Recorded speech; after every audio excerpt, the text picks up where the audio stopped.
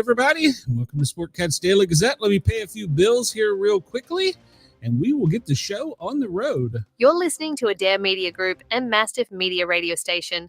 From Dare Media Group, Radio X Gold, Radio X Country, 6RXM, Radio X Magic, and Dare Talk Radio. And from Mastiff Media, Yerg's Radio, Rainbow Radio, Right Talk Radio, Forward Radio, Mastiff Sports, and Shady News Radio. For more information, visit daremediagroup.com.au or mastiff.medias. You're tuned to the Sportcat Show. The boss jock has entered the building. You are listening to the Sportcat Show. That's right, ladies and gentlemen, boys and girls, children of all ages. You have the one, the only Sportcat, often imitated, never duplicated. My competitors are not international. Welcome to everyone. Come over and join the live chat in case you want to yell at me. And I also want to give another way for people to get in touch with me, 404-492-6095. You can leave me a voicemail. I will not answer it. It goes to a line that is dead. You can text the number if you want, 404-492-6095. So you can leave voicemail, whatever, or text me. Either way, I don't care. So there's another way to get in touch with me if you choose to. And of course, you could always go to speakpipe.com/Sportcat and shoot me a voice message that way as well. So there's no excuse for not coming over and joining the live chat, which is on YouTube. You can find it in para or normal, 3 words, and in guys with a Z, and join our live chat. We have a great chat. We have Denise. Hello, Denise. We have Chris. Hello, Chris. Good morning. Good afternoon. How is everyone? Yes, Denise, we should be concerned because yeah, this is a big storm. She's a mean, ugly girl that's about to come over and strike the East Coast. Well, actually, she's going to brush the East Coast. I don't know on the west side of that if that's the worst part or it should be. I don't know if it would be better if she came ashore or not. But oh, she's ugly. So we'll get into all that in a minute. But right now, let's do our local time check. It is 1:11 on the East Coast. 10:11 in California, Denver 11, Chicago, you're 12:11, and we jump down to our friends down under. It's already tomorrow. Good morning to Sydney. It's 3:12, and it's 1:12 in Perth. So good morning to you guys and gals. Welcome, welcome. We appreciate you tuning in. And one of the first things we always do, let's just jump right in because it's going to be a busy news and weather day. A reminder, I'm not a paid professional journalist. I'm just a guy with a microphone and a big mouth, and I'm also not a meteorologist or a doctor for that matter. I'm just a guy. So basically I doom scroll so you don't have to, and I try and condense it all down, and some days it's hard to get everything in, which will probably be today. So we may run a little bit over in Australia if they don't mind. So hopefully they won't kick me off. But if they do, we'll keep going on the tube and you can come over here and find me. So we always go back in time. And today is August 18th. And we go way back to 1737, the first public admission to Salon de Paris art exhibit. 1838, United States exploring expedition headed by Charles Wilkes departs the Pacific for Antarctica. 1919, the Anti-Cigarette League of America forms in Chicago. Wonder if they have an anti-vape league now. 1920, State Representative Harry T. Byrne casts the deciding vote in Tennessee, and thus America's ratification to the 19th Amendment of the Constitution, allowing women's suffrage after reading a letter from his mother. And basically, the 19th Amendment is stop the suffrage and allows women to vote. Great thing. So in 1940, the Battle of Britain, the air battle known as the Hardest Day, occurs. The Lufthansa loses approximately 69 aircraft in the Royal Air Force 68 and one of the ever largest air battles. No, it wasn't Top Gun, so I don't think we haven't had any battles like that since. I don't think. Well, I will say major battles. So, 1926. Well, this is important. The first televised weather map is broadcast by the National Oceanic and Atmospheric Administration in D.C. That's timely news. Today in music, 1956, Elvis's Hound Dog and Don't Be Cruel reached number 1 on the charts. So I'm going to have Hound Dog stuck in my head. 2008, Belarus weightlifter Andriy Armuno breaks the world record in a snatch, clean, and jerk with a total being 105 kilogram gold medals in Beijing. So Chris says, now, if only Chicago would form an anti-crime league. Well, yeah. But I don't know how many people were shot in Chicago over the weekend. I didn't look, but New York and then Utah had a very strange one over the weekend, or last night, actually. 1227, Genghis Khan passed away. Mongol leader Genghis Khan dies while leading a campaign against China's Xi kingdom. It's probably pronounced X. His exact cause of death is unknown. Some sources say he died from injuries sustained after he fell from his horse. Good Lord. Fell from his horse. Others claim he was wounded by an arrow in battle and died from an infection. 1590, the Roanoke colony is found deserted. John White, the governor of the Roanoke colony in the modern-day North Carolina, returns to Roanoke Island after a 3-year trip to England and find it deserted. White, along with about 100 other colonists, had settled at Roanoke Island in 1587, but he soon had to return to England for more supplies. He was held up for years, and when he finally returned to the colony, all he found was the word Croatian, the name of an island about 50 miles away, carved into the palisade at the establishment or settlement. Strangely, none of the settlers were found at the island. 1896, Butch Cassidy tries to organize a train robber syndicate. Thank you, Denise. It is Monday. I finally slept, though. That was good. And I probably won't sleep the rest of this week. 1896, Butch Cassidy tries to organize a train robber syndicate. Would that be a union? Wild West outlaw Butch Cassidy allegedly attempts to form a train robber syndicate of over 200 outlaws. Instead, many of these outlaws split into their own groups, the most infamous of which Cassidy's Wild Bunch. Today, the Wild Bunch is remembered as the most successful train robbing gang in history. 1920, women win the right to vote in the United States. We talked about that. 1931, the Yangtze River peaks in a catastrophic flood in China at 53 feet. Well, they are talking, they are doing their fear mongering, saying there's 100-foot waves coming. I don't know if we're going to have 100-foot waves, but at any rate. All right. Yes, Riley wants Catherine to perform the snatch, clean, and jerk as well. Chris is referring to the TV show Big Brother. Hey, and ironically, Chris, it's National Couples Day. Maybe he'll see if he can get some roses for Catherine. National Fajita Day. Ooh, that makes me hungry. Bad Poetry Day. Any poetry I write is bad. Discovery Day.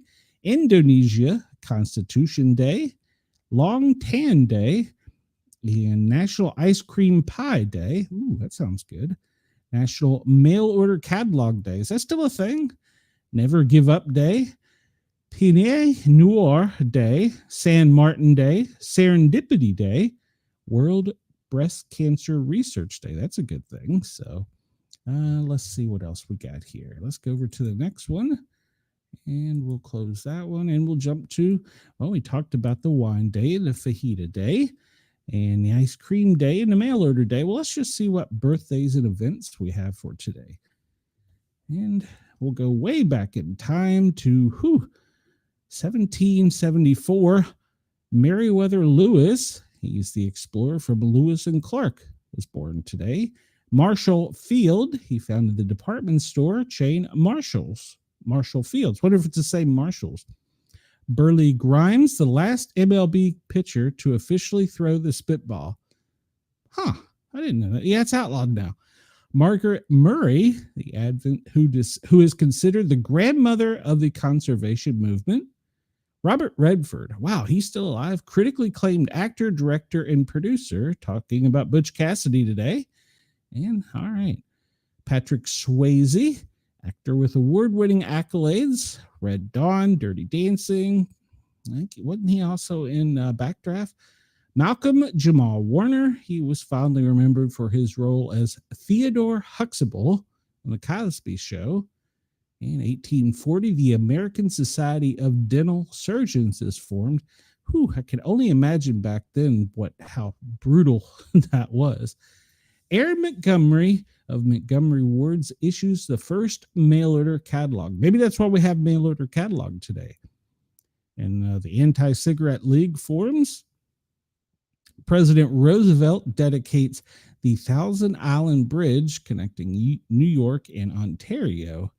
1956, we talked about the King, Elvis Presley, releasing Hound Dog. And James Meredith in 1963 becomes the first graduate from the University of Mississippi. 1988, the FDA approves minoxidil as a hair loss treatment, but it could also cause severe diarrhea, headaches, left eye vision. I don't know. I'm making that up, but I can't wait for us to get the stupid medical commercials off of TV. So let's see. National Airborne Day, National Bratwurst Day. Is that today? No, that's tomorrow. We'll talk. No, that was over the weekend. So we missed those. National Bratwurst. I'd rather have a fajita. So I'm not a creamsicle guy. I think we covered that last week. Yeah, not a creamsicle guy at all. All right, so I wanted to start off with this one because there is so much political tension and divisiveness. Well, a Florida man has been convicted for stabbing his friend to death during a heated Trump debate. There's no need for this. Can't we all just get along? So a man has been found guilty of fatally stabbing his friend during a heated argument about Trump. Donald Henry was convicted of second-degree murder, tampering with evidence for the brutal killing of his friend Sean Popp, as reported by the DeSoto County Sheriff's Office. The deadly altercation took place in October at a residence located in Arcadia. He was declared dead at the scene as per the probable cause arrest penned by the deputies. Henry was promptly arrested. According to a witness, a group of individuals were smoking marijuana. Well, there's part of the problem. When Henry and Popp began to quarrel over Trump, while Henry was sharpening his knife. As the dispute escalated, another witness suggested the men take it outside, as stated in the affidavit. Shortly after, Henry shoved Popp into a sliding glass door and stabbed him in the chest. "You stabbed me in the chest, you SOB," Popp exclaimed, as cited in the affidavit. The victim managed to walk outside and across the street before collapsing. Yeah, if you stab somebody in the chest, they have about 6 minutes, according to science. After being read his Miranda rights, he claimed it was self-defense, stating that they were discussing in the living room. They began arguing about Trump filing for bankruptcy. Jesus.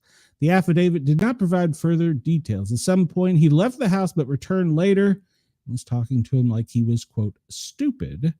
And he alleged that he started punching him in the face, and that's when his training kicked in, and he hit Sean once. When asked to clarify, he told police he hit him with a kitchen knife, stabbing him in the upper chest because he was taught to stop the thread like police officers are, according to the police report. Despite his claims, police didn't find any injuries, indicated that he tried to defend himself. He was taken to jail where he remained there until his sentencing. So we need to get along. We all need to be better. And, well, here we go. Sydney Sweeney. She is the hottest ticket right now, apparently. Well, what started as a joke soon may become a multi-million-dollar reality, as Anheuser-Busch marketing executives reported last week to be in serious consideration for a deal with American Eagle model Sydney Sweeney. The Daily Mail reported the blonde bombshell could net $10 million in a Bud Light deal currently under consideration. Sydney Sweeney's American Eagle campaign delivered undeniable commercial impact. Denim sales surged and the brand stock climbed, according to the entertainment lawyer Christopher Chatham, an expert in negotiating celebrity endorsements. The kind of performance makes her a compelling candidate for Bud Light, especially as the brand considered options in responding to past criticism. He added, beer brands pay for reach, resilience, and relevance, and Sydney Sweeney delivers all three. So it would not be surprising if a Bud Light endorsement deal were to approach or potentially reach a seven-figure range. The two have been on flip sides of a cautionary tale on the power conservatives and have the marketplace amid pressures from the ESG movement to use branding as political virtue signaling. Bud Light, once a staple for the St. Louis-based beer manufacturer, lost nearly a quarter of its sales, roughly $1.4 billion in annual revenue, after outraged conservative boycotted the brand for its promotion on transgender personality Dylan Mulvaney in 2023. According to some estimates, its overall market value plunged more than $15 billion due to the, quote, woke misstep. It has since tried and failed, including partnerships with UFC, but negative perceptions have taken root, making it the butt of many jokes on conservative-friendly outlets and programs, including Fox News' Jimmy Fallon, who floated the idea of Bud Light Sweeney collab in October, noting that Sweeney's good genes had sent American Eagle stock zooming by 23%. Okay. Well, I don't know if she's going to do it or not. I don't know. I don't know. It's crazy that one person can influence that much. I personally don't drink Bud Light. I really don't drink beer anymore because Bud Light sucks. So let's see. Chris says he was sure to get okay, hold on a minute. He was sure to get the SOB comment out during those 6 minutes instead of getting medical attention. His priorities need to be examined. Well, they were by the funeral home and probably the county coroner. Bud Light, even Chris says, Bud Light, considering even going to the opposite extreme with Sweeney, makes him look very reactionary and wishy-washy, depending on the latest trends. Exactly. I mean, well, I about killed myself there. I mean, I'm talking with my hands for those on the radio. I don't understand why that. Well, I don't know. We'll see. If she, I don't blame her if she takes the money. I mean, hell, I would. So. All right, David Lee Roth mocks Sammy Hagar's claim of being visited by Eddie Van Halen ghost in a dream. He recounted his encounter with Eddie's ghost during some song banner at a recent gig. Early this summer, Sammy released the single Encore, Thank You, Good Night, claiming the ghost of Eddie Van Halen presented him with a song in a dream. Never one to let fellow Van Halen frontman off the hook, David Lee Roth recalled his own encounter with Eddie's ghost in a mocking bit of between-song banter before launching into Van Halen's Dance the Night Away during the August 13th show in New Hampshire. David Lee Roth stopped to address the crowd at Hagar's expense. One of my esteemed colleagues, he's a contemporary. He's got a great voice. He's got a great catalog. You all know Sammy Hagar, right? He's the great voice. And Sammy he described to the media 6 weeks ago that the ghost of Eddie Van Halen visited him and graced him with a song that he memorized and then went home and recorded it. It's on the internet. He continued, I don't know what the odds are, but last night the ghost of Eddie Van Halen visited me at the effing hotel. I was watching the weather report. Hey, there you go. And he came in and he was laughing. His effing ghost was laughing. I said, what did you do now? He said, Dave, actually, you want me to do this in his accent? Do you know that song I gave Hagar? I said, what now? He said, it's actually Iron Butterflies in a gada dada vida backwards. I don't know. Don't tell him. This stays all in the room, right? I laughed. We shared a ghost cigarette, a ghost Marlboro, not one of those. Oh, but Marlboro Red. He said he hugged him and said, "Man, do I miss you." He said, "I miss you too, Dave. But you know what? You should all still go to hell." And I said, "Save me a seat." Wow. So it's good to see there's some banter back and forth, even if they aren't really good friends and they're smoking Marlboro Reds. So there you go. There you go. And, he did strike upon something that there could be some relevance to. He was watching a weather report. Depending upon the weather, supposedly these violent storms stir up things like this. So possibly, I don't know. What will Zelensky wear to meet Trump after the last Oval Office drama? Well, I don't know if it's confirmed. It was breaking as we were coming on, but supposedly he showed up in just a black t-shirt.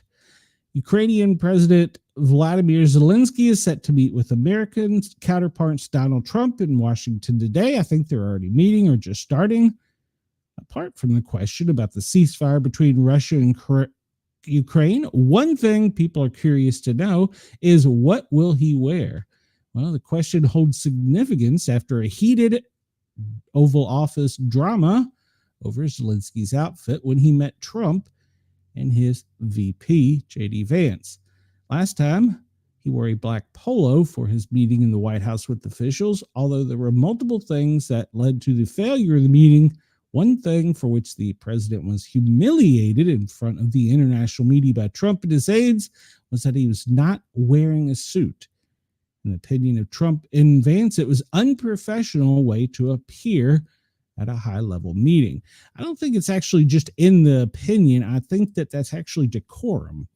So what would he wear today? Well, a designer who collaborated with Zelensky told Fox that the Ukrainian president will go for a more formal look. Tomorrow, he most likely will not appear in a polo. I think he's choosing a black military suit or a military style with shirt and trousers, perhaps a jacket. After the recent no suit drama, he will likely approach this question differently. The White House reportedly asked Ukrainian officials if their president would wear a suit. As per a report by Axios, the sources have said that Zelensky is less likely to worry about his outfit and will appear wearing the same black jacket he wore to a NATO summit in June. But supposedly this story is already old because I don't know if it was AI or I don't know if it was the real deal, but supposedly he showed up in a t-shirt. So disrespectful, so unprofessional, but yet he begs for money from the entire world, and he can't so much as wear a suit and tie. But just a dress shirt and tie, for Christ's sake. Be professional. All right, well, this story comes to us, weirdly enough, from the Daily Express. Putin takes a poop suitcase with him to Crunch, Alaska summit with Trump. Along Vladimir Putin's strict security measures, he is rather surprising practice which sees a Russian leader take his fecal matter back to Russia. Vladimir Putin's bodyguards collected his poop and bring it back to Russia when the leader travels abroad, according to the bombshell claims. Russian president is meeting with Trump for peace talks regarding the war in Ukraine on Friday, as we know, and the two leaders met in Alaska, and there are strict security measures in place to protect Putin. He will be surrounded by bodyguards on his visits, and a number of steps will be taken to protect him and Russian intel. According to a report by two veteran investigative reporters in the French publication Paris Match, members of the Russian Presidential Federal Protective Service will be responsible for collecting his human waste when he travels abroad. His waste will be collected in special bags, which are then kept in a dedicated briefcase. Regis Gente is an author who has written 2 books on Russia, while Mikhail Rubin has covered Russia for over 10 years. The pair revealed that this practice of collecting Putin's waste has been practiced for years, such as during Putin's visit to France in 2017. It is suspected that the surprising security measure is undertaken to stop foreign powers from taking samples of his human waste and potentially getting information on the Russian leader's health. Ex-BBC journalist Faridi Rasmova also reported such measures existed, pointing to Putin's visit to Vienna when he had his own private bathroom, which included a portable toilet.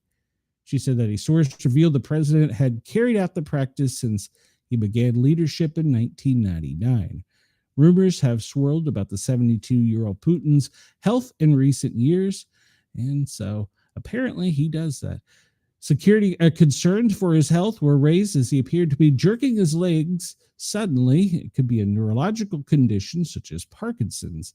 Putin was also seen twitching in his seat during a meeting with a Belarus president the year before. The Kremlin has tried to squash the rumors shared by the General SVR Telegram channel, claiming Putin had soiled himself after falling down a flight of stairs.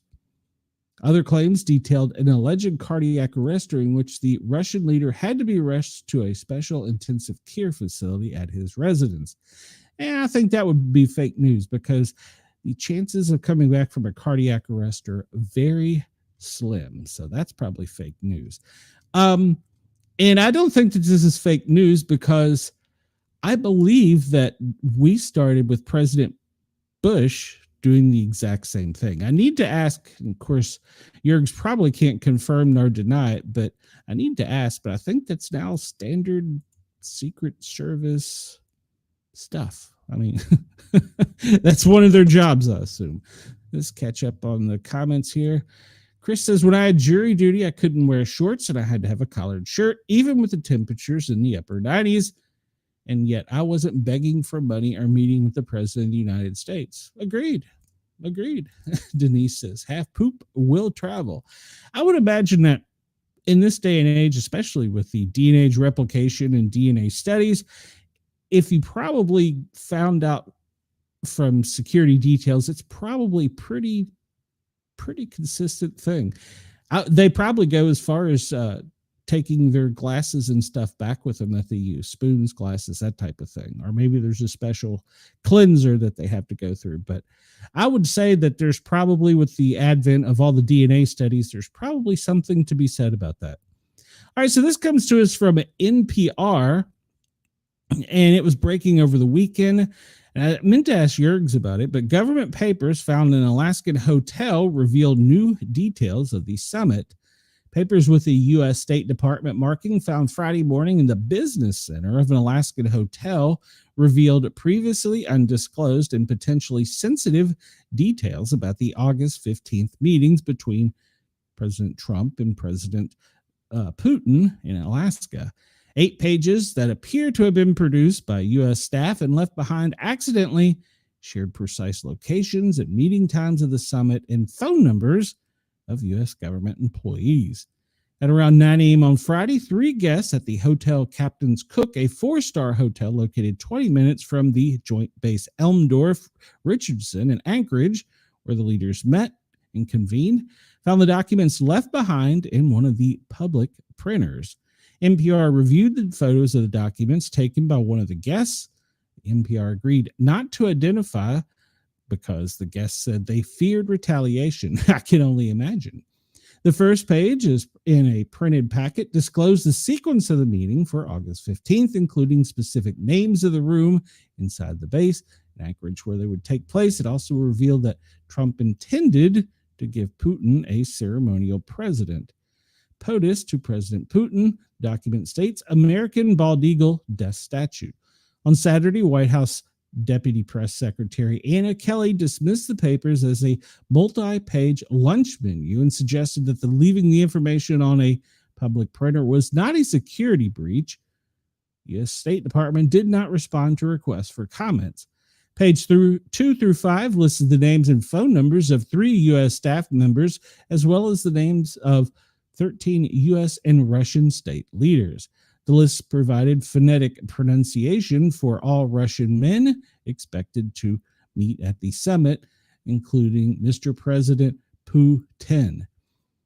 And some people in the media have made fun of this and saying that Trump couldn't even pronounce names, but he doesn't understand. Whoever did that show doesn't understand that that was handed out to multiple people and there was names of multiple leaders. And that's pretty much a common practice, because as a world leader, you don't want to get somebody's name wrong. That not only could be internationally bad, but it just looks bad. So yeah, I think that that's somebody just trying to stir drama. Page 6 and 7, the packet described how the lunch would be served and for whom. The menu included in the documents indicated that the luncheon was held in honor of His Excellency Vladimir Putin. A seating chart. This is like Hollywood. They always have this stuff choreographed. Seating chart shows that Putin and Trump were supposed to sit across from each other during the luncheon. Trump would be flanked by his 6 officials, and then immediately President Putin would be seated immediately next to his officials. And during the summit held on Friday, it was apparently canceled, but it was intended to be a simple 3-course meal. The document showed green salad. World leaders would dine on filet mignon. Must be nice to be rich. Halibut Olympia and creme brulee would be dessert. A professor of law at UCLA who lectures about national security said the documents found in the Alaskan hotel reveal a lapse in professional judgment in preparation for the meeting. It strikes me as further evidence of the sloppiness and incompetence of this administration. You don't just leave things in printers. It's that simple. The printed papers are the latest examples of security breaches by the Trump administration. So there you go. You can go online and view these. These are PDF files. I thought, okay, I have them over here. You can view these online. They're a PDF file, and you can go through and see them for yourself. There's a link from NPR where you can see them, and I assume you can download these. Can you download these? Maybe you can't. I don't know. But apparently, why can't you save this? Save as? Can you save these? I don't think you can save these. Maybe. Let's see. Not that I really want these. No, it doesn't appear you can. They don't have them in a PDF file. So apparently, I just broke it. So you can't just print it, apparently. So there you go, or save it. Maybe you can. How about this? If for security purposes, hey, there you go. Save as a PDF. There you go. You can save this and download this to look at your leisure. Yeah, we're just going to save this. I'll look at it later. I don't think it's anything too major, but there you go. So you can see it and save it, print it, whatever. So, all right. Well, we're talking about all the world leaders meeting and having decorum, and we've talked about violence in the past. Well, one town threatens $2,000 fines or 90 days in jail for parents if children break the law. Chris says all the focus is on collecting poop. Summit papers and phone numbers don't matter. Again, priorities. Exactly. And they probably didn't have the luncheon because I have to go back and look, but I think the initial meeting was only supposed to last like a half hour, 45 minutes. And then they were going to do all the other things, but they switched things up. A lot of people were making a big deal of him being in the beast. I don't think that's uncommon either. Ask somebody that has known about these things and says that that's common practice. So I think that the media is just trying to make any little thing they can a big deal over this to make it look like America failed. Well, depending on which side of the aisle you're on is depending on to which you believe. But I don't think that the meeting was a failure, being as that they met for 3 hours. Something had to come of it. So, all right, well, enough of that. So a new ordinance in Gloucester, I always pronounce this wrong, but in Jersey will see parents held responsible for crimes committed by children. Parents in the township in New Jersey may soon face severe repercussions if their kid runs afoul of the law. A new ordinance passed by the Township Council holds parents accountable when minors under 18 commit certain offenses, which include disorderly conduct, luring, gambling, and even felony. Under the law, parents could be slapped with fines up to $2,000 and as much as 90 days in the slammers. Well, repeat violations by the same child could lead to stiffer penalties. Officials argue that this is a measure designed to hold parents responsible and curb juvenile delinquency. It comes as a teen girl confesses to a savage attack on multiple children, leaving one hospitalized. The crackdown follows a series of incidents involving teens in the area. Last year, a community drone show descended into chaos when fights erupted among a crowd of about 500 people, many of them teenagers. Police arrested 11, 9 of them teens between 13 and 17, all charged with disorderly conduct. 3 officers sustained minor injuries while trying to restore order. See, you shouldn't do anything that damages a police officer, including throwing a goddamn submarine sandwich, which some people are making that, oh, he should have just got a ticket. No, he got what he deserved. He got arrested. So you don't assault police officers. Police Chief David Harkins labeled the incidents lawlessness and criticized unsupervised teens for spoiling a family-oriented event that had raised money for a local scholarship for over 40 years. This type of violent, riotous behavior will not be tolerated, and we will not define this great community and township, he stated. Violence at the drone show wasn't an isolated incident. Just weeks earlier, a Memorial Day weekend in Cape May saw teenagers fighting in public, and a 15-year-old were stabbed. The New Jersey Police Benevolence Association warned that out-of-control juveniles with no accountability pose a growing risk to communities across the state. I think that should say across the United States.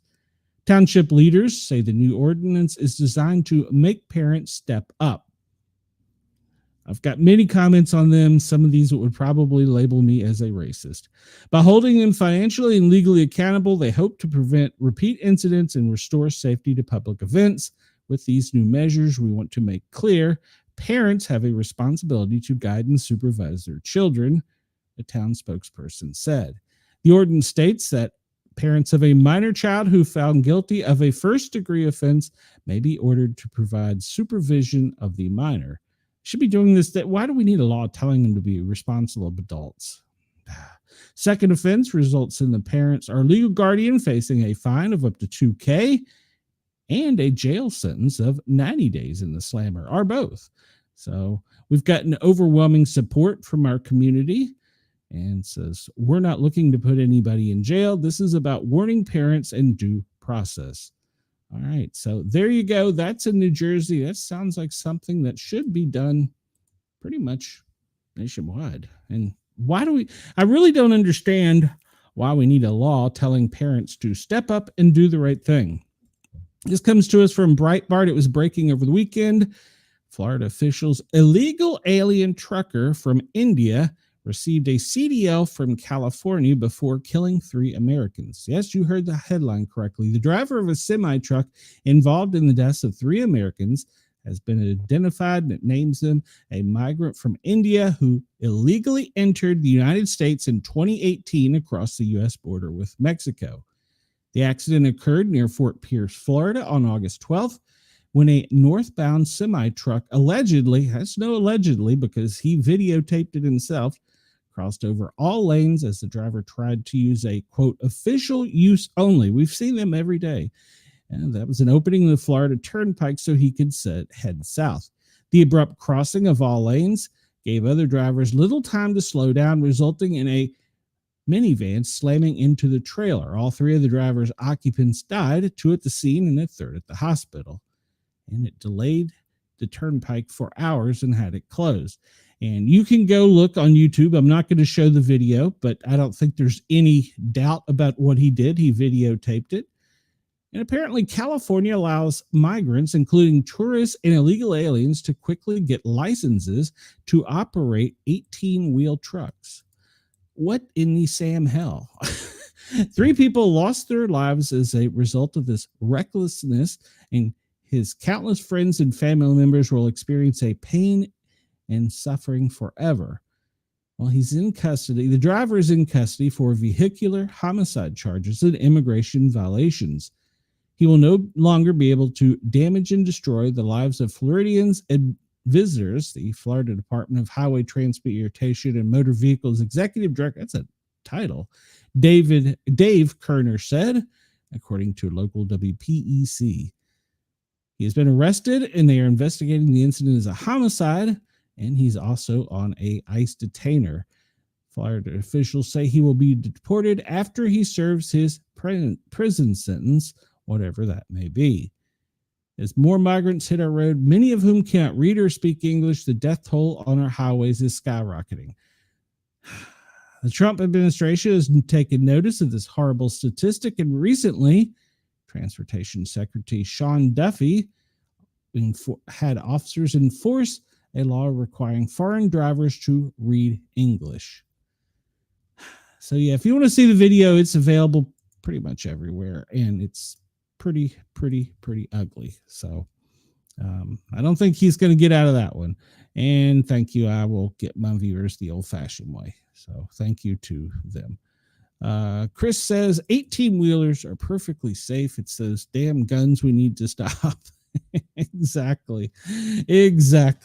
And there are probably many drivers that are here legally from another country that are law-abiding and have do the right thing. So this came out, breaking news overnight. 2 officers killed and a third wounded in a Utah shooting, according to authorities. 2 police officers responded to a domestic disturbance, were shot and killed in Utah, and a man taken into custody after bystanders persuaded him to drop the gun. A sheriff's deputy and a police dog were shot and wounded in their car as they arrived to help neighbors in Tremonton Sunday night. The deputy from Box Elder that's a county, was released from the hospital Monday, and the dog is hospitalized in fair condition. 3 officers are definitely heroes, Police Chief Chad Reyes says in the neighboring Brigham City at a news conference. We really don't know what we're walking into, he said of a disturbance. It's the most violent call any of us can go on, a domestic disturbances. And as he says, they were one of the most dangerous events.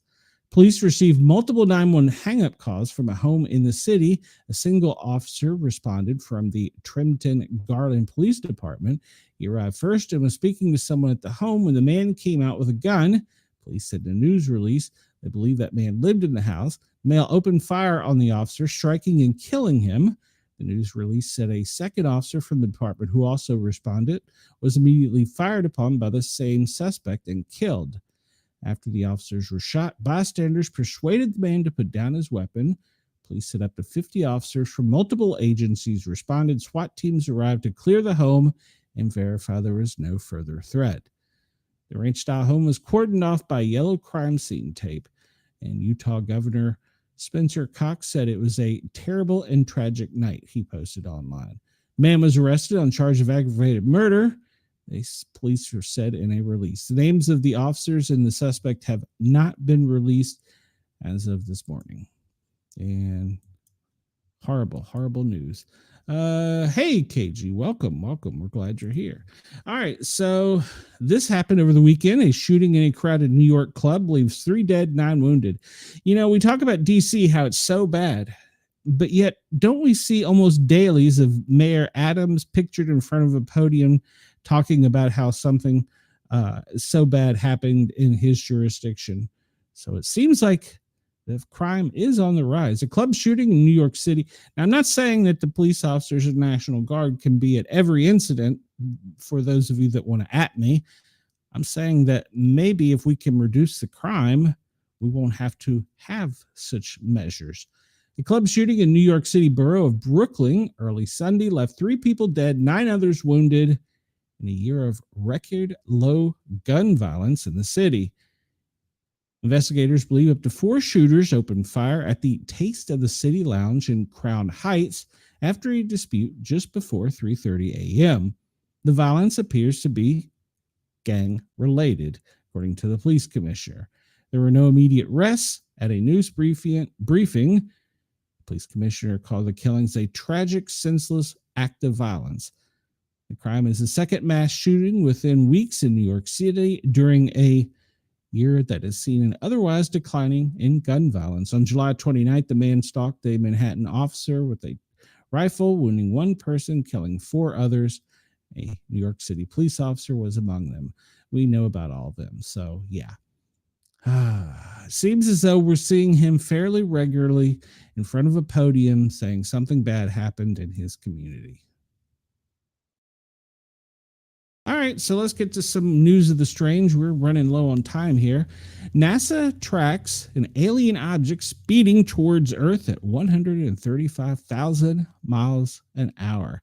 And this is an update because we've talked about this before. The unidentified flying object that is hurling toward us, some believe could be the first evidence of extraterrestrial intelligence. Scientists are on high alert as the unidentified object has been detected speeding towards Earth. The nature of this object remains a mystery, but one expert says it could be extraterrestrial. We've talked about Harvard professor Loeb. He's been outspoken on the existence of spaceships in the cosmos and now speculates that this object could be the, quote, mothership. Despite skepticism from other scientists who argue that the object is likely a comet, Professor Caution said its appearance might indicate a technological design. Well, this was first spotted on July 1st. It's made many headlines, and I believe it could arrive between November 21st and December 5th. I thought we had it nailed down to October 29th. The so-called interstellar object is only the third of its kind ever observed in our solar system. 31 Atlas is currently zooming towards the inner solar system at a staggering 135,000 miles per hour. It's also expected that the object will vanish behind the sun into September and won't reappear until November or December. Professor cautions that this might indicate extraterrestrial presence, since the object could simply be avoiding Earth's detections and observational equipment. It could come to save us or destroy us. We better be prepared for both possibilities and verify that all interstellar objects are, quote, just rocks. He even proposed this bizarre trajectory, which contradicts the natural flow of our solar system, might represent, quote, defensive maneuvers, as though an alien vessel were attempting to dodge a particular path, meaning us, I assume. The mysterious object will cruise past Venus, Mars, and Jupiter. Theorizes this might be a spacecraft trying to get a comprehensive view of the other planets in our system, potentially to compare them to one another. Although the prevailing hypothesis, as proposed by NASA, suggests the object is just a comet, the professor indicated there is a weakness to this reasoning because the lack of a tail that comets usually have would be distinct and composed of dust. This, however, lacks that, according to the professor. He hinted the spacecraft might be hostile. He's informed the Daily Mail that an encounter with an interstellar alien technology is a blind date of astronomical proportions. You don't know what you will meet because our imagination is limited to our experiences on Earth. He recommended we transmit a message to the potential visitors through radio wave. He believed that we should say hello, peace, and hello, neighbor, and peace. So, but he's now saying that shouldn't do that because that could draw attention to us. So there you go. That's just continue to watch, because between now and this Christmas, the worse things get in other places of the world, well, the bigger these headlines will get. So Denise says Mayor Adams sucks. Chris says he has come to the realization the more BS politicians spout at press conferences correlates with the amount of people they have standing behind them trying to convince us these people believe me. True. All right. Well, another one, breaking bus-sized asteroid is approaching Earth. Oh, a bus-sized asteroid. NASA is monitoring a bus-sized asteroid that is set to close that because it annoys me. Zip past Earth at some 15,200 miles an hour. The asteroid, called 25PY1, will make its closest approach at just 183,000 miles from our planet, according to the space agency. Space rock is estimated to be somewhere between 25 and 55 feet in diameter. It is the P25 P1 is not the only asteroid that will be in the vicinity of our planet. Today, NASA is also tracking a plane-sized asteroid called 2025 PB2, which is around 99 feet in diameter, as well as a house-sized one called 25 QC, which is about 61 feet in diameter. That's to make its closest approach around 1.34 million miles for Earth, while 2025 QC will get within 3.47 million miles from our planet. So basically, we got things coming at us, but they're not going to get close. But NASA is trying to keep us aware. And of course, that always makes for good headlines when you can say that you have an asteroid coming close to Earth, a bus-sized asteroid. Just look over here, not here, at what they're doing. Chris says 2025 Fast Bus is a better name. Yeah, no kidding, because just give it a decent name like we have for this right here. Zombie squirrels covered in pus-oozing sores have invaded gardens as the virus spreads. Spotted across the U.S. and Canada, concerns are about a rodent virus spreading. So-called zombie squirrels covered in gruesome sores have been invading backyards due to a virus sweeping through the species. Experts are advising people to keep their distance from these creatures, and worried homeowners have sought advice online. The rodent seems to be covered in warts all over its bodies, which occasionally burst and appear red with pus seeping out. Social medias from Canada and U.S. have posted pictures on Reddit seeking answers. Well, it seems the problem dates back to 2023 when a user from Maine reported the squirrels covered in tumors entering their backyards. Since then, numerous photos of balding squirrels, both red and gray, have inundated the app. Eventually, some suggest that the animal was carrying a rare virus known as squirrel pox, which primarily affects red squirrels in the U.S. However, others have suggested the ailment is more likely a condition called squirrel fibromatosis. This is an entirely different virus causing a large wart growth across the squirrel's body. They are more common in gray squirrels, and despite alarming appearances, usually clear up on their own. Speaking to the Bangor Daily News, Chevelle Webb from the Maine Department of Inland Fisheries and Wildlife said, "It's like when you get a large concentration of people. If someone is sick and it's something that spreads easily, others are going to catch it." She observed that while the condition appears to be alarming, it's actually a widespread skin ailment affecting squirrels, and it shouldn't result in any lasting health issues, and it will eventually resolve on its own. The disease, officially called leprovirus, spreads, I have no idea how to pronounce that, through direct contact between uninfected squirrels, and the sores or saliva of infected squirrels draws comparison to herpes in humans. Signs include bald patches that frequently rupture and leak. Although it poses no serious threat, she cautioned that people should maintain distance from the affected animals. The squirrels look like zombies, she said. "I would not recommend trying to capture a squirrel with this virus." She explained the virus would naturally take its course and the squirrels should regain their typical look.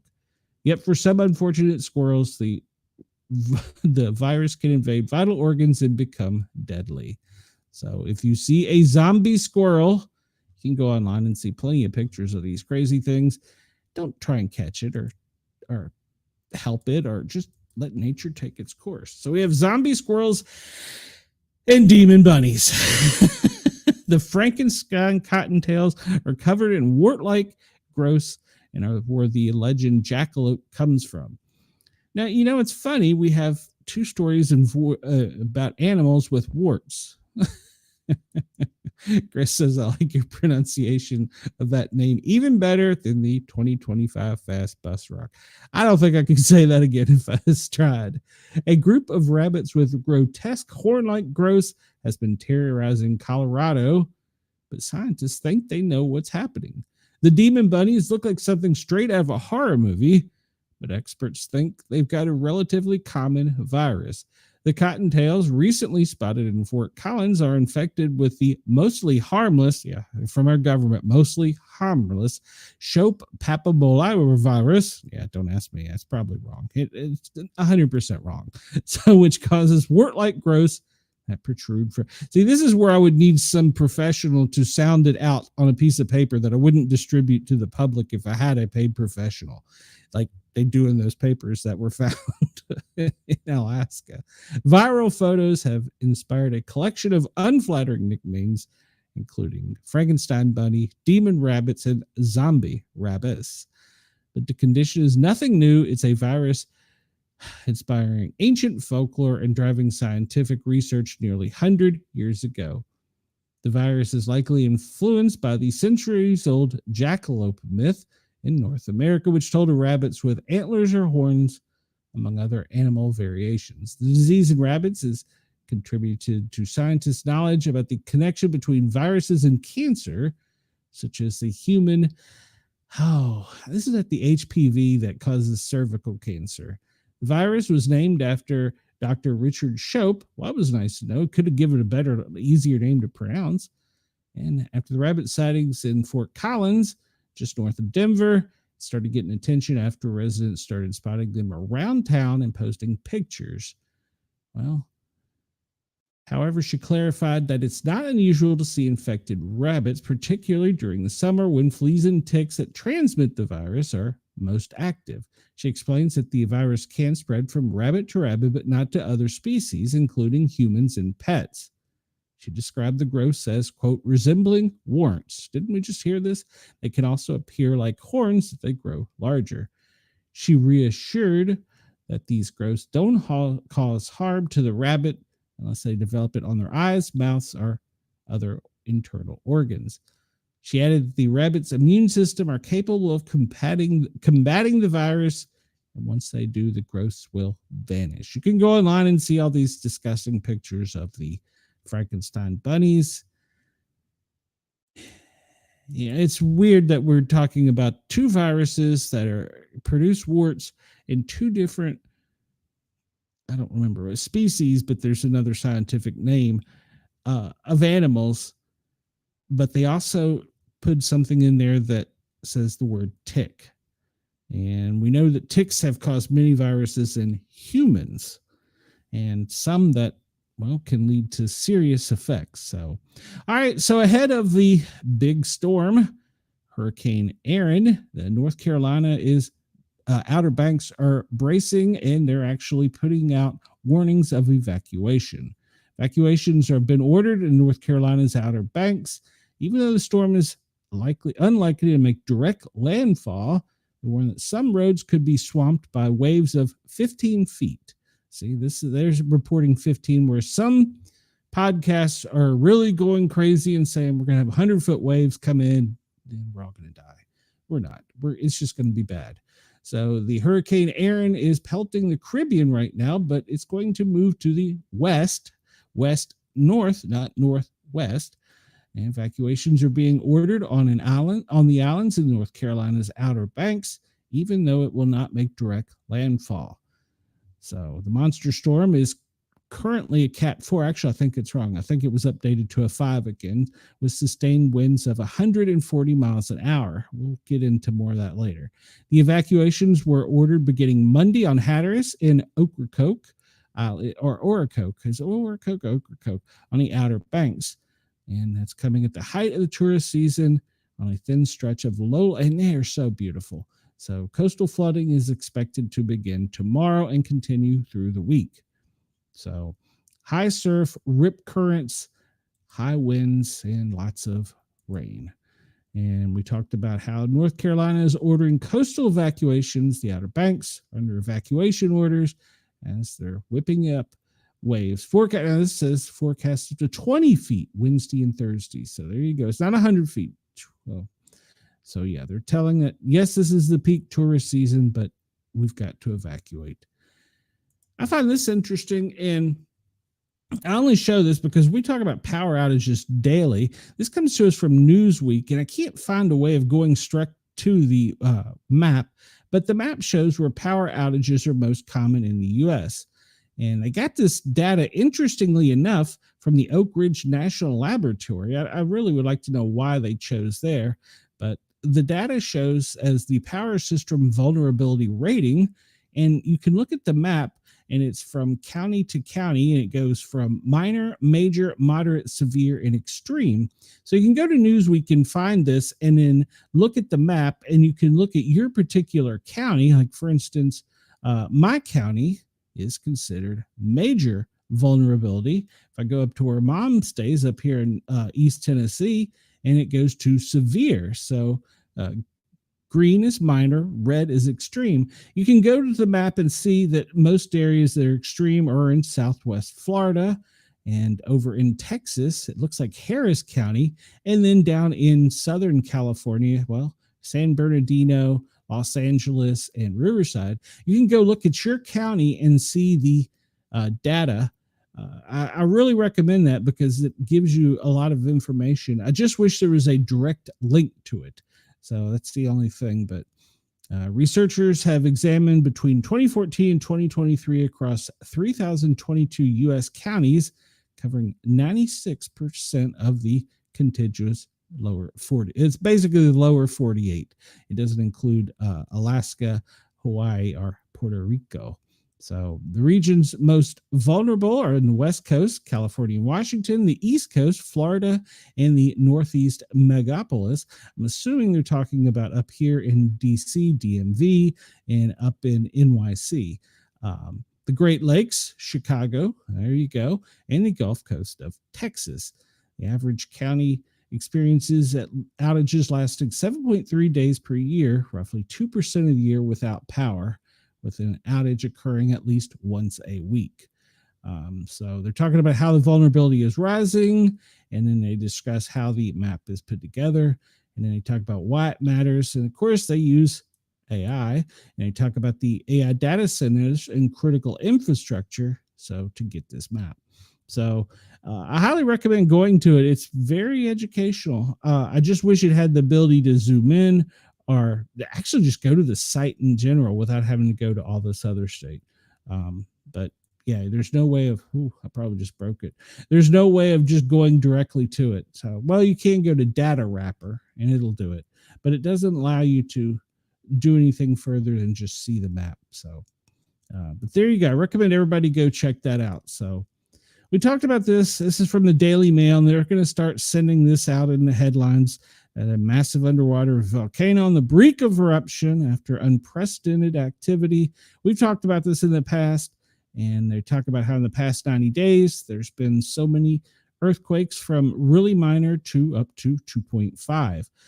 And they're afraid that the volcano is going to erupt and create 450-foot thick lava flows.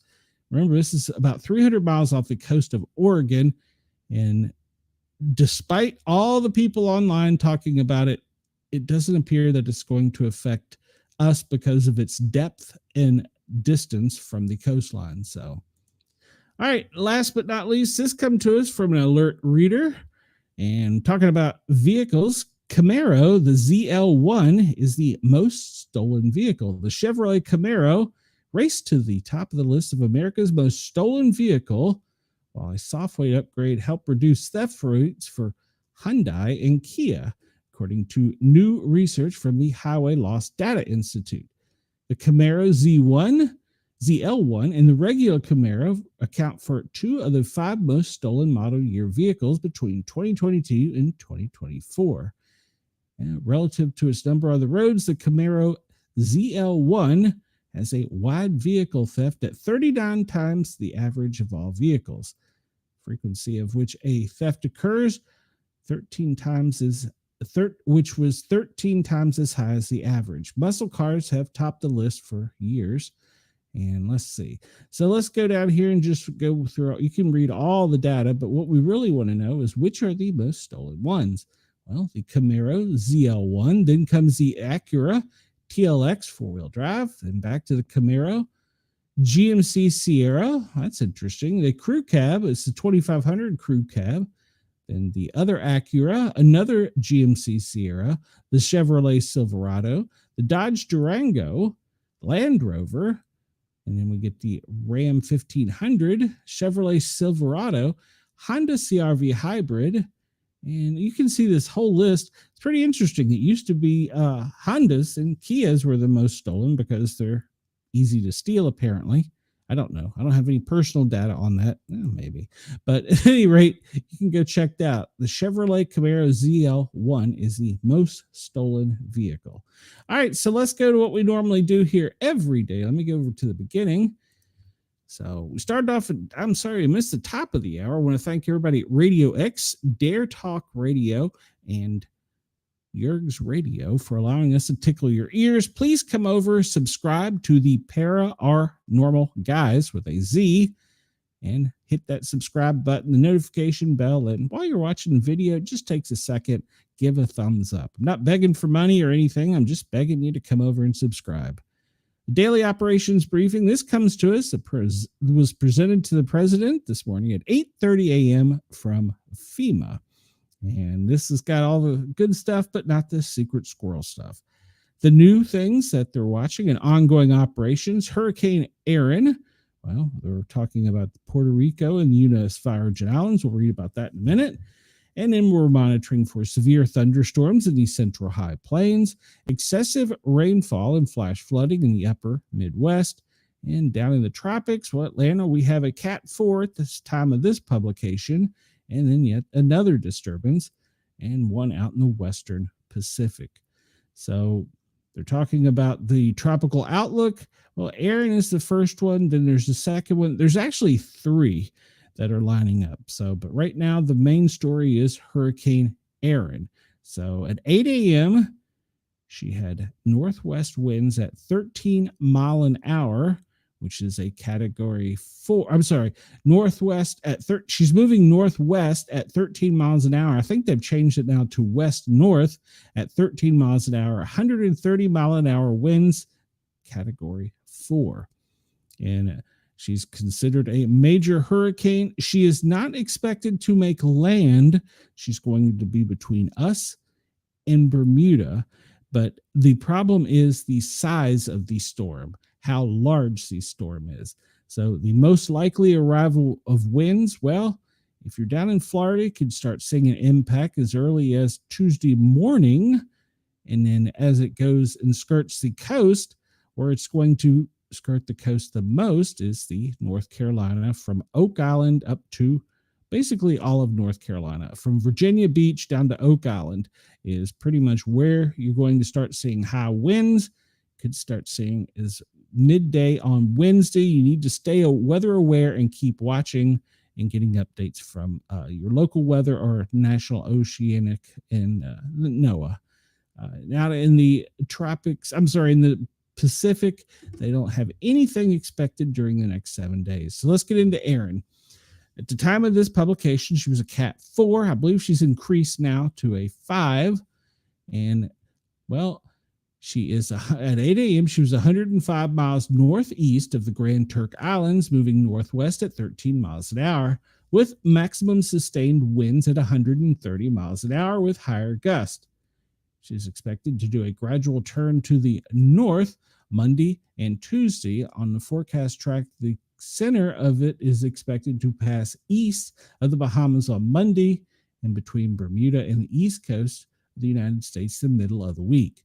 Some weakening is forecast to begin tonight. However, she will remain a very large and dangerous hurricane throughout most of the week. Tropical storm conditions are expected today across the Turk and Caicos and southeast Bahamas. However, there are no further impacts anticipated for the Virgin Islands and Puerto Rico as of this morning. So minimal power outages have been recorded, and the U.S. Army Corps of Engineers is assessing in Puerto Rico and says that there's only 2 customers. It's interesting, without power, and no communications have been interrupted. No, I'm sorry. Tower interruptions and tower and wireless services were interrupted in St. John, and with a responder radio network failure, but apparently it's been mitigated. It's just dropping channels. All right, so basically it's sporadic. The FEMA response, well, they've been monitoring this for several days, and they're going to continue to monitor this. And as you're going to see command posts and settings in preparation start to be established all along the Carolina area, and even they'll be inland probably too in multiple ways. So we'll see how they prepare in advance and stage things ahead of it coming up. They're probably working on doing that today. This talks about the Invest 90W in the Western Pacific. She's located 412 miles southeast of Guam, and she's only got winds of 20 to 26 miles an hour. So she's not going to do that much. And KG says, I saw the Weather Channel talking from North Carolina Outer Banks, and it's sounding like things will be nasty. Well, just to see where it's going to be worse, look and see where Jim Canatori is. Or did he retire? I think he may have finally retired. So, all right. So we want to keep an eye on Erin. She's out there. She's bad. She's ugly. Take the storm serious. She's wobbling. And if she decides to go just a little more to the west, well, it could majorly impact the United States. And it's not just going to be the coastline. I want people to understand that this storm at one point in time was 600 miles wide, and she's expected to go back into warm waters and grow again. So it doesn't necessarily mean we're going to take a direct hit, but the brushing side, and especially on the west side of the storm, is always the worst. So the coastal areas of North Carolina and Virginia Beach could take an indirect hit that would be pretty severe. So, all right. So for today, aside for Hurricane Erin, they're talking once again, the Dakotas up there in Nebraska are going to have severe thunderstorm. There's going to be some tornadic activity forecast. So if you're in the Dakotas or Nebraska, please have your weather radio on, be weather aware. And then we're going to have some heavy rain and flash flooding in Wisconsin and Illinois today, back over to the Great Lakes, even this portion of Iowa. And because of the fronts coming in from Canada and from the West Coast, and some actually coming down from the north, there's anticipated spotty showers pretty much for most of the lower 48, with, of course, the exception of the West Coast. Tomorrow, we're not anticipating any severe weather, but with Hurricane Erin out there, we want to stay weather aware. And then Wednesday, as it makes its brush with the coastline, we'll see more. So the hazardous outlooks for today, pretty much if you're east of the Mississippi, heavy rains and high heat from the Great Lakes into the deep south. And of course, obviously over in the southwest. Florida, you're going to get both the high rains and the high heat. So stay weather aware. The long range forecast, well, we're looking for temperatures to actually start dropping because this is coming down from Canada. It's coming down from the north and going to the west, but it's supposed to shift to the north to the east, and that's going to help drive the hurricane away. So we're going to start seeing some fall-like temperatures appearing for much of the lower 48, except for Florida and the extreme northwest. And then, of course, over the next 6 to 10 days, the precipitation rate along the coastline is going to change, but pretty much from Maine to Florida, you can anticipate some rain. It'll probably be more harsh as it comes up in brushes, depending on the closeness of it to the East Coast. We'll see about that. And then luckily in the Southwest, they're going to get some above average rain, and so will Alaska. Wildfire summaries. There was a large one broke out in Utah. So we're working on that. They're still working on the ones in Colorado, Idaho, and Wyoming. I still really don't understand why we're not talking about anything in California, because there are wildfires raging in California. The space weather outlook, well, according to NOAA and FEMA, there's going to be no activity.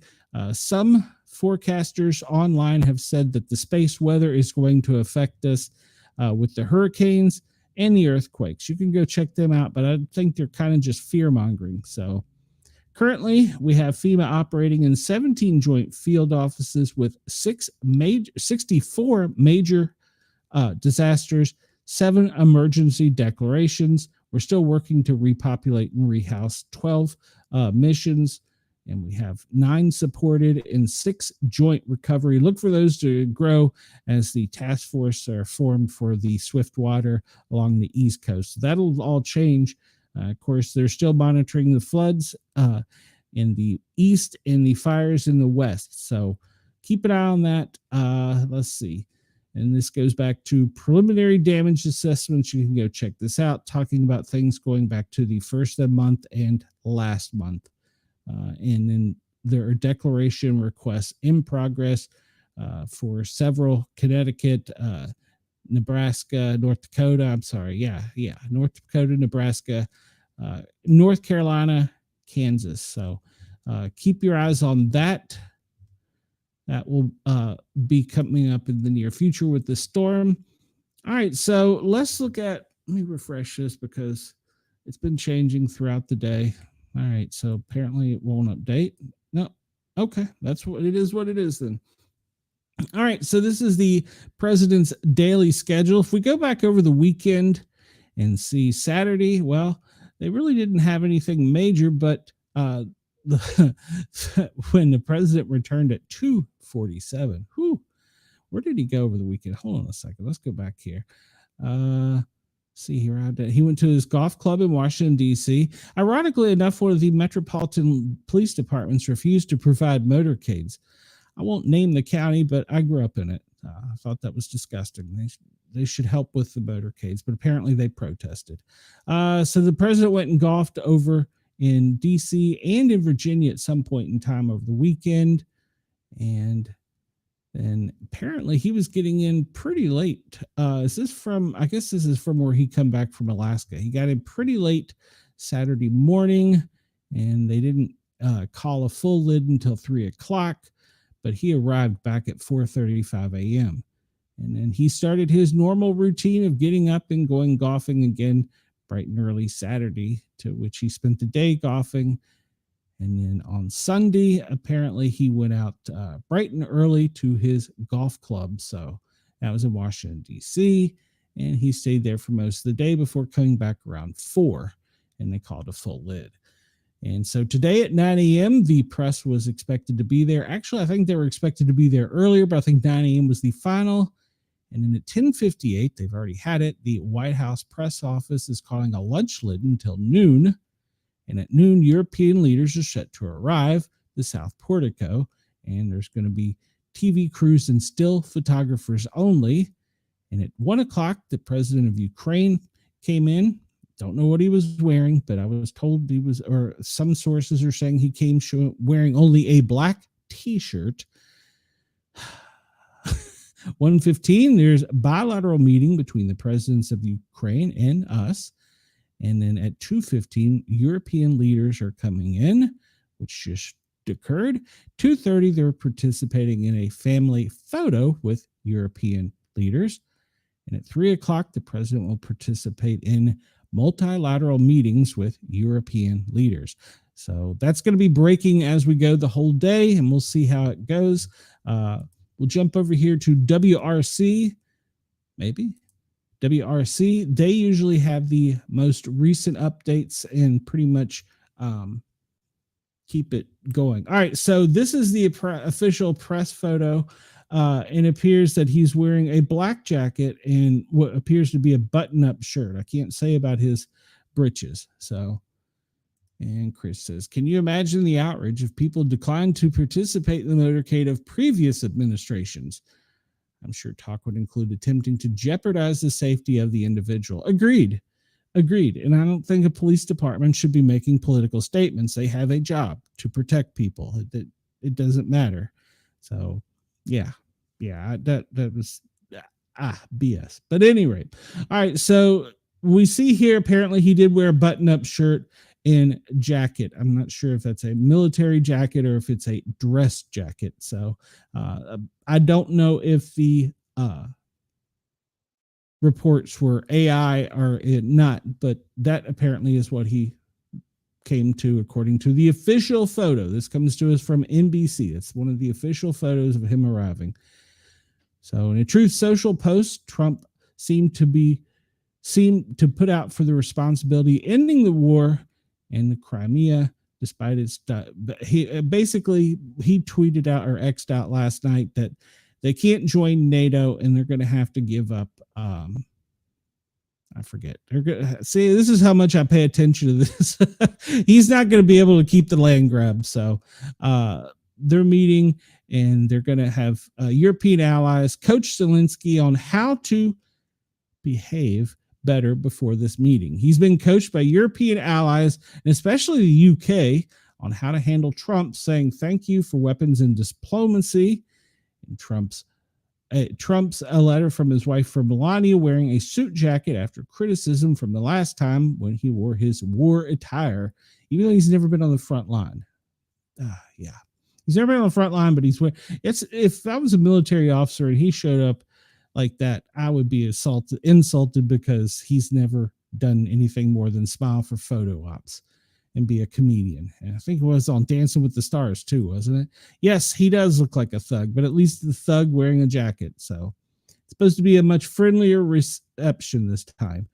And Trump joked at 2:15 about halting U.S. elections in 2028. Holy cow. Okay, this was 16 minutes ago. And the media is going to run with this. So you say it here. It came here first, 2:13 p.m., 16 minutes ago. Trump jokes about halting U.S. elections in 2028, citing Ukraine's wartime pause. In response to a question about whether Zelensky intends to hold election in his country, last conducted in 2019 before a pause due to the ongoing war, Trump quipped about adopting a similar approach. So you say during the war you can't have elections? Trump responded, say 3.5 years from now. So you mean if we happen to be in a war with somebody, no more elections? I wonder what the fake news would say about that. Zelensky laughed before responding to Trump, and I quote, this is Zelensky, you like this idea. Oh, that's going to dominate the next 48 hours. 41 minutes ago, Trump said, I don't think you need a ceasefire. All right. Trump said, I don't think you need a ceasefire, which is a stark reversal from his comments after meeting with President Putin. I like the comment of a ceasefire for one reason, because you'd stop killing people immediately as opposed to 2 weeks or 1 week or whatever it takes. But we can work a deal. We're working on a, quote, peace deal while they're fighting. They have to fight. I wish they could stop. I'd like for them to stop, but strategically, that could be a disadvantage for one side or the other, Trump said. Analysts have argued that Putin is given an advantage by not having a ceasefire because he is continuing the assault on Ukraine and stalling talks. Ahead of Friday's meeting with Putin, he said, I'm not going to be happy if Putin does not agree to a ceasefire. Ukraine has pushed for a ceasefire while Russia has been against it. 59 minutes ago, Trump said it's never the end of the road when asked about U.S. support for Ukraine. Asked by a reporter whether today would be the, quote, end of the road for U.S. support, Trump said, I could never say that. It's never the end of the road. People are being killed and we want to stop that. So I would not want to say it's the end of the road. He said they had a good chance of reaching peace. And 1 hour ago, okay, well, here we go. This is the headline on it. Zelensky suits up, sort of, for meeting with Trump. Ukraine President Volodymyr Zelensky dressed more formally for his White House meeting with President Trump, wearing a black button-down style shirt and a black blazer. The shift comes in his decision to wear his wartime uniform instead of a suit. It became a contentious point during his disastrous meeting with Trump earlier. He previously said the choice of wearing a long-sleeve T-shirt and cargo pants is to show solidarity with the soldiers fighting Russia. Former Attorney General Bill Barr arrives at the Capitol House for a deposition over the Epstein investigation. It's just not going to go away. That headline will never go away until we have the files. Either the files either release the files or start punishing people. Start punishing people. That's more important than giving me names, because you'll see names when people start getting arrested. And then at 12:52, 1 hour ago, European leaders are beginning to arrive at the White House. And 1 hour ago, Newsmax agrees to pay $67 million in a defamation case over the bogus 2020 election claims. The conservative network Newsweek, that Newsmax, I'll put them out of business, won't it? Newsmax will pay $67 million to settle a lawsuit accusing of defaming a voting equipment company by spreading lies about President Trump's 2020 election loss, according to documents filed on Monday.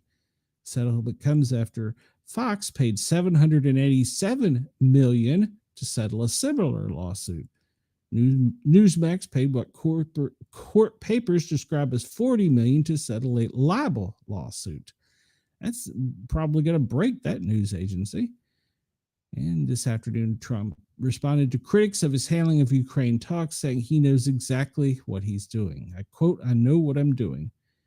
And Texas Democrats say they're ending a 2-week walkout over the gerrymandering U.S. House map plan. That was all of last week's headline.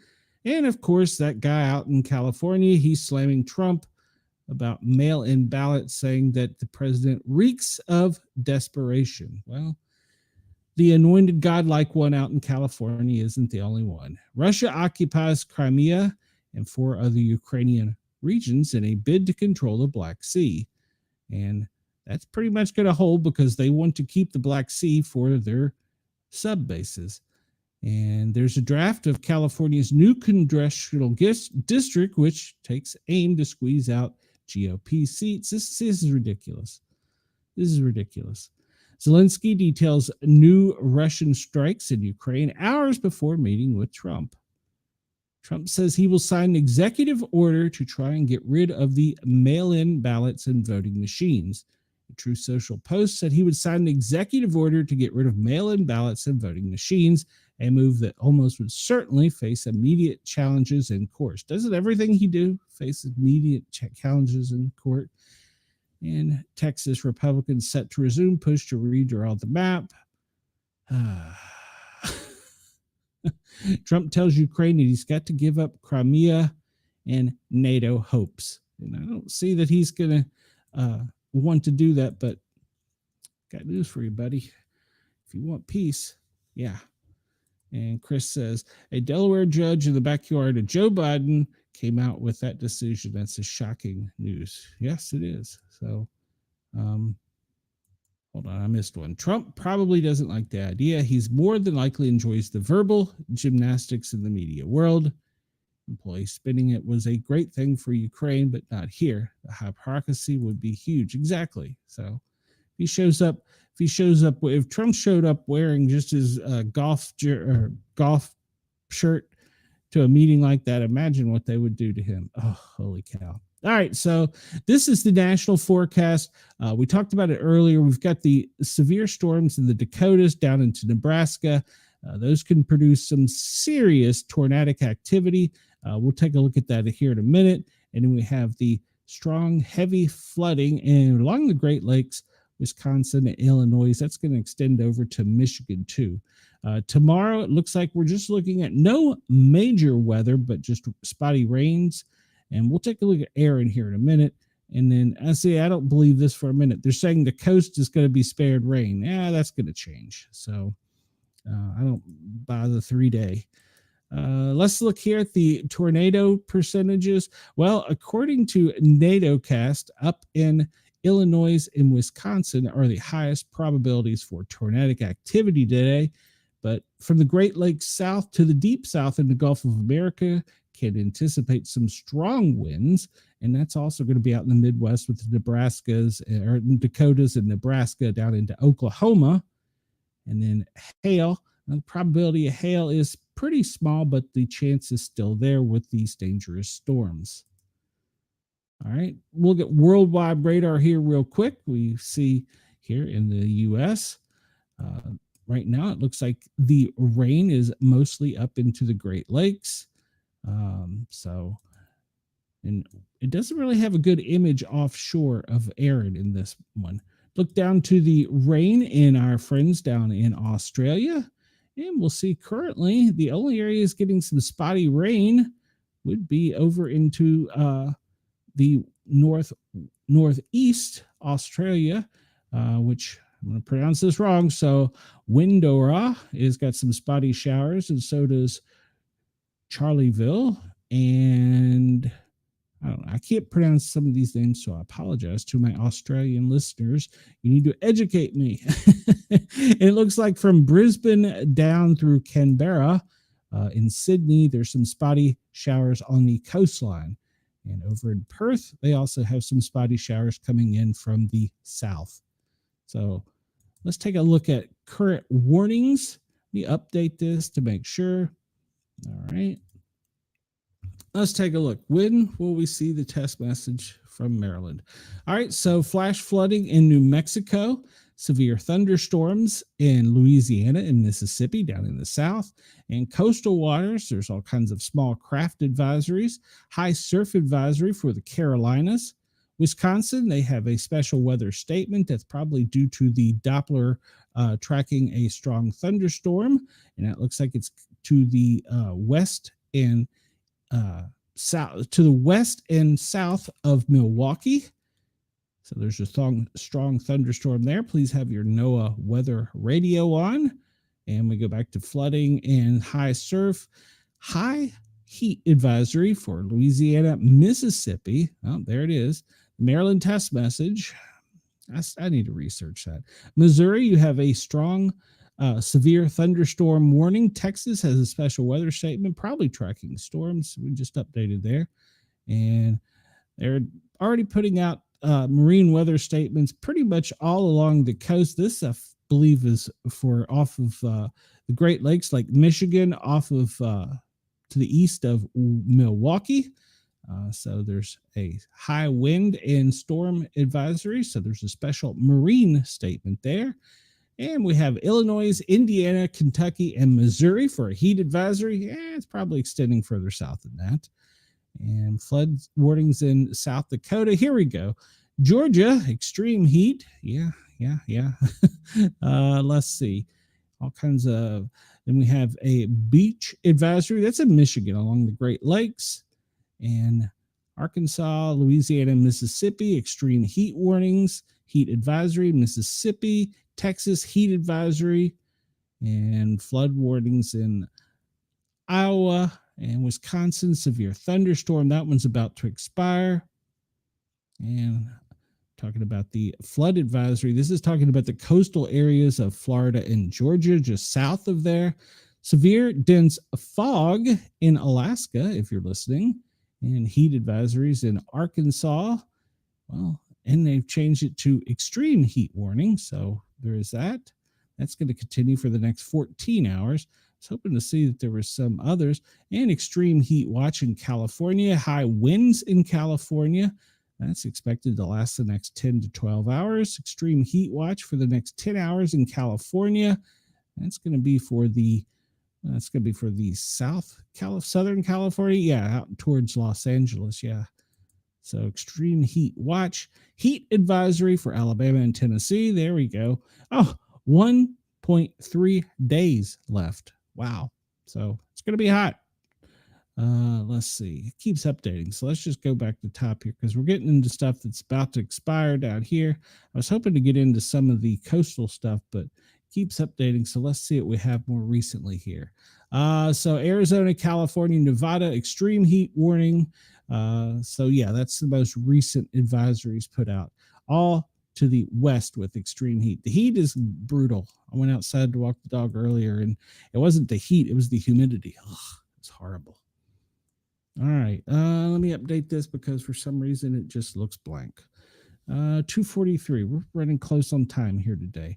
All right. So this is the current weather map where it'll show all the warnings. And we see out here with Erin, This is a better picture.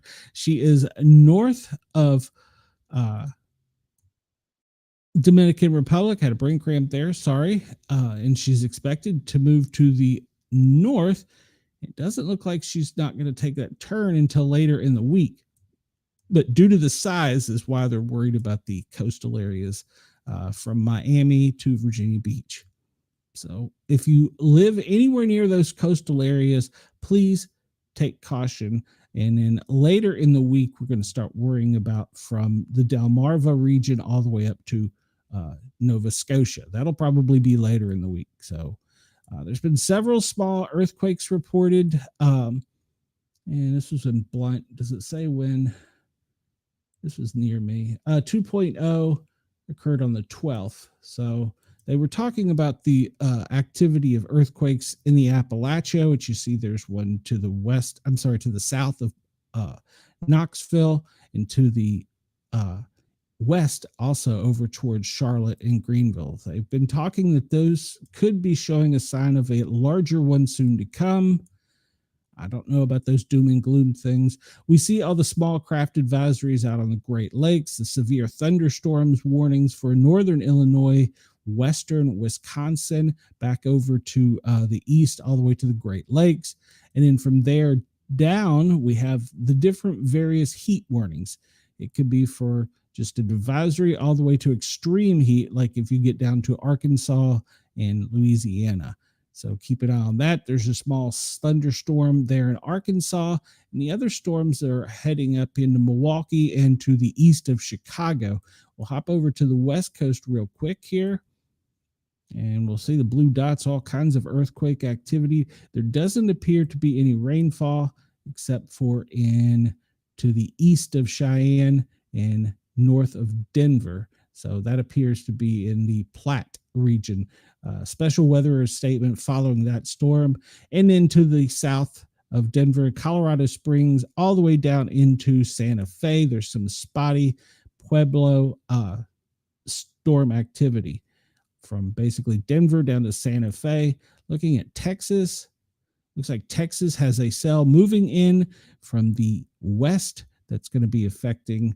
We're looking at central Texas, so Abilene, all the way back over to Louisiana. That cell is. So keep an eye on that. We jump down. I don't think this really gives us an idea of Australia, but let's take a quick gander here. Yeah, well, it does give radar, but it doesn't give any warnings on anything. That was an earthquake in Brisbane on the 15th. There were no tsunami alerts. And we talked about the storms to the to the south of Perth and on Brisbane down to Sydney to their east along the coastline. There's some storm lines there. I think this other map gives us a better view. Let's look at the lightning activity real quick here. Sorry, she sounded like a herd of antelopes coming up the stairs. That storm up in Milwaukee, up in that area, it's being pounded along Lake Michigan. That is a serious storm. So if you're in that area, it's got a lot of electrical activity. Milwaukee is getting hammered. It's to the east of Madison and to the south. Rockford, Illinois, you're getting hammered right now.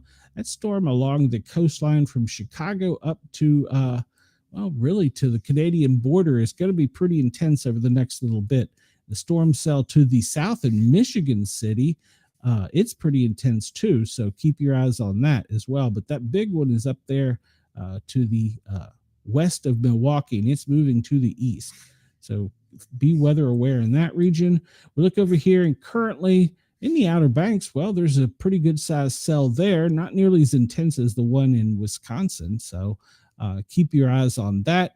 There's a small storm down in Roswell. In Florida, you've always got spotty showers, but it looks like Tampa, Clearwater, you've got a pretty good sized cell there with some electrical activity, so be weather aware. And we're always talking about Baton Rouge, New Orleans, Lafayette. That area is always getting storms out in the Gulf of America. So back to the west, North of or west of the Rockies, there's really no storm activity, but from Denver down to the Mexican border, that cell continues to move. And we don't really get a look at the electrical activity in Erin just yet. She hasn't got in range just yet. So hopefully we'll be updated on that.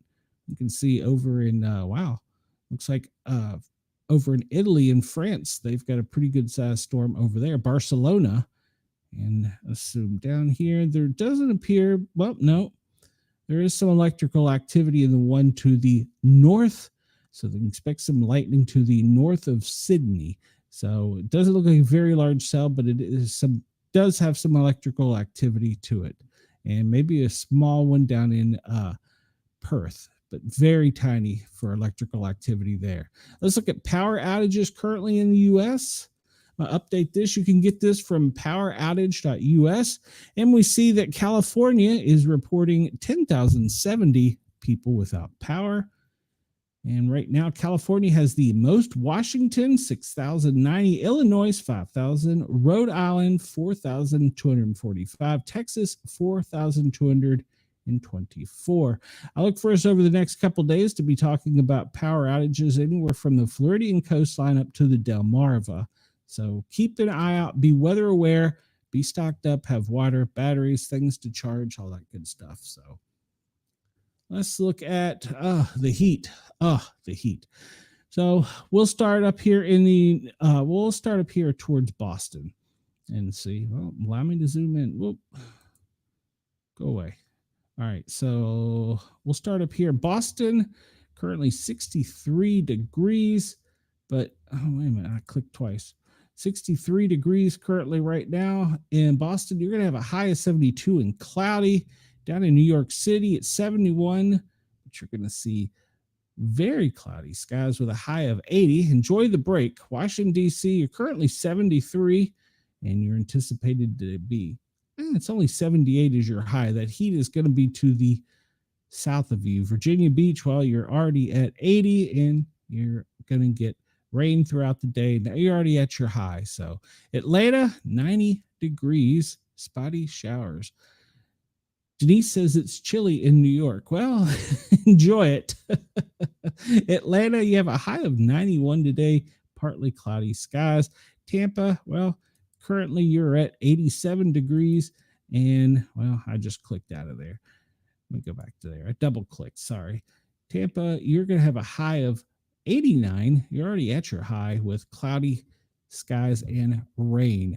New Orleans, well, you're already at 93 degrees. Mobile, 91 degrees currently. And you're at your high with stormy skies. Let's zoom out a little bit and see where it is the hottest right now. Let me minimize this. And it appears the hottest part of the country. Come on, move to the right. It's slow, like me. And we'll look at the lower 48 right now. It appears Tulsa, Little Rock, 99. Little Rock is 99. Memphis, 98. Those are the hottest areas of the country, it appears right now. Let's go over to the west and see. Surely out in the west, it's going to be hotter. And what do we got? 102 in Phoenix. Okay, I take it back. Memphis, you're not as hot. Phoenix, 102 degrees. Holy cow. That's hot. I do not miss triple digits. Denise, what did we say you had up there in New York? 76. Some parts of it in the higher 70s. Wow. Low 70s to high 60s. Sorry. Wow. Phoenix, 102. Holy cow. Holy cow. Well, that cold front's coming down, so it's going to be chilly up through there. They show the track here of the hurricane. She's going to keep continuing to the west. Currently, she is a major hurricane, a Cat 4. She's going to continue moving to the west, where she's supposed to turn Wednesday morning. She's supposed to make a turn. We're hoping that stays true. She's forecast to have 120 mile an hour winds. Cat 3 Wednesday morning as she approaches the halfway point between Bermuda and the Carolinas. and she's going to stay warm and hopefully turn to the west and move out to the North Atlantic Ocean, not harming anything. We hope. That's our hopes. But if you have a weather radio, you have a NOAA weather radio, you need to have it on. You need to be paying attention. You need to watch your local weather channels and stay updated on all of the weather with Erin, because she is a dangerous, nasty storm. All right, so real quick, we talk about Sydney, 57 degrees, and you're expected to have rain. 58 is your high. And up in Darwin, well, it's 67 degrees, but you're going to get to a high of 86, sunny skies. Perth, 62 degrees, and a high of 64 with rain. Down in Alice Springs, you're going to get right around, I should zoom in a little bit better. You're going to get the high 60s, sunny skies. Let me see if I can zoom in a little bit better. Well, maybe not quite that much. And let's see. Alice Springs, currently you're at 42. Jump down here to Melbourne, 39 degrees. You're anticipated to have a chilly day with a high of 57. Enjoy that. We're not getting that here in the States. Did I say Sydney? Sorry. I know we're about to lose our affiliate there. So Sydney, you're looking at 58 degrees with some rain all the way up in Brisbane. 50 degrees currently. You're going to see a high of 64. All right, we'll zoom out and away, and we see where the heat wave is pretty much moving to the north from the equator, but that front's coming down from Canada, so we'll talk about that here in just a minute. All right, we talked about the heat. I'm going to skip ahead because we just got a few minutes. Pretty much follow the Mississippi from the south all the way to the Great Lakes, and bilaterally you will have heat warnings or extreme heat. So the main thing here, this is I'm going to refresh this to make sure this is the most up-to-date information. It appears to be. And we see, well, Erin here, well, she's currently at 2 o'clock. So this is the most recent information.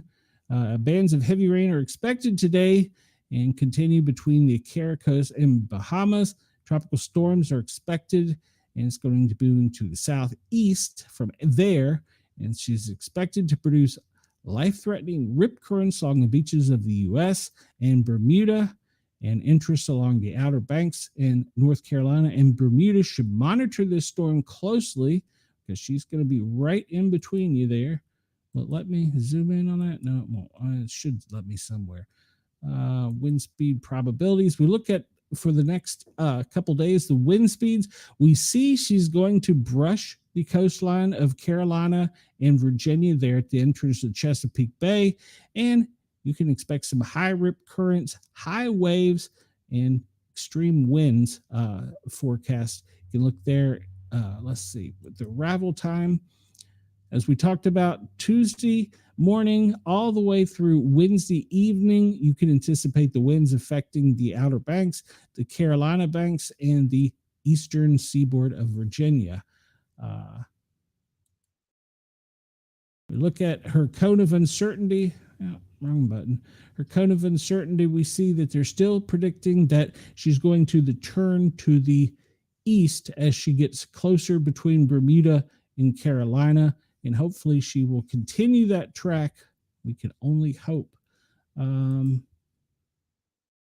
this here shows winds, 8 a.m. Wednesday. Thursday, she's going to start making that turn while she heads out to sea Friday. So let's keep an eye on that. That's going to be, she's a dangerous storm. I'm going to look at the AI wind real quick, and then I'm going to look at something else. But we see here, you can zoom in on her a little bit there. She's a pretty big storm, and she's continuing on that path to the west, and we're looking for her to turn to the northeast here soon, but that won't be until later in the week. I wanted to also bring this one up and show it. This is Earth Now. I don't know. I think this is updated at 2 o'clock, and we can see from the visible satellite the size of the storm. Her eye is not very clear at the moment. They were saying that that's because she's going through a transgression, and I think that's because she's moving into the warmer weather. Let's see, no space predictions. I'm trying to zoom. No tsunami threats are currently. And then we look at real quick. Let's jump over here to this one because we're running out of time. Air quality.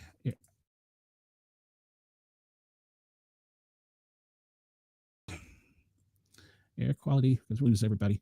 All right, so close on this to zoom in.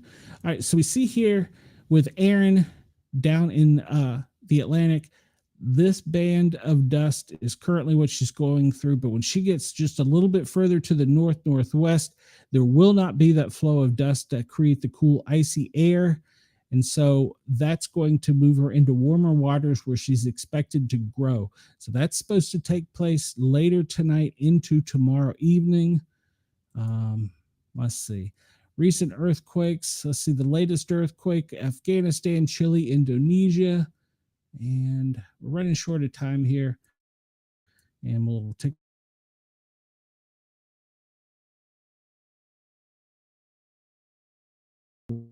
real quick look at the military movement. If there's anything interesting, well, maybe we will. Maybe. We're about out of time here in Australia. Okay. Activity we see right on Washington, D.C., it's because of all the dignitaries. And I was hoping to see something down here along where the Aaron is.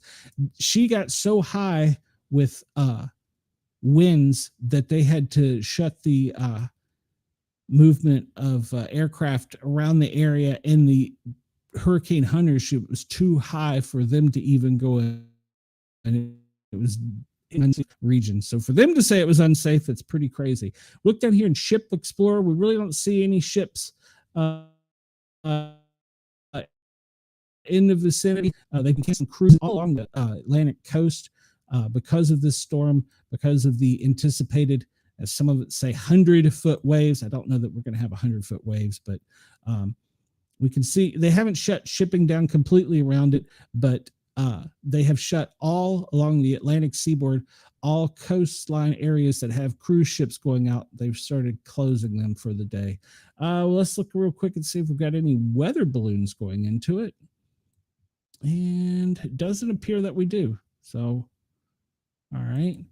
And Officer Down, Maui in Hawaii, Susanna, police officer, and then a sergeant with Kentucky. We haven't got a chance to talk about many of these. These occurred over the weekend, and we didn't talk about the trooper in South Carolina. So Trooper First Class Dennis Ricks died in the line of duty on the 13th, and Sergeant Ryan Hudson with the Paducah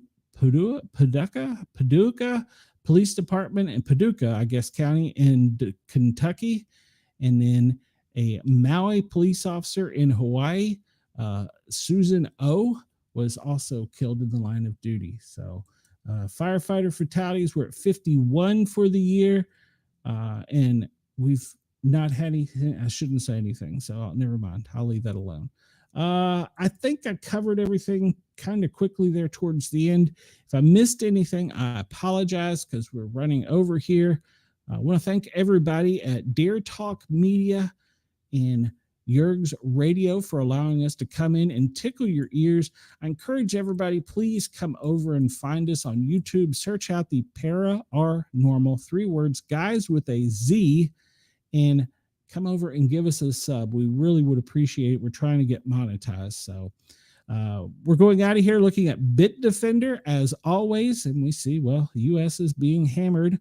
Red's attacks, yellow's infections, and the white are spam. Everybody have a great day. I am out of here. We will see you soon. Sportcat is out. Everybody have a great day. I'll talk to you soon.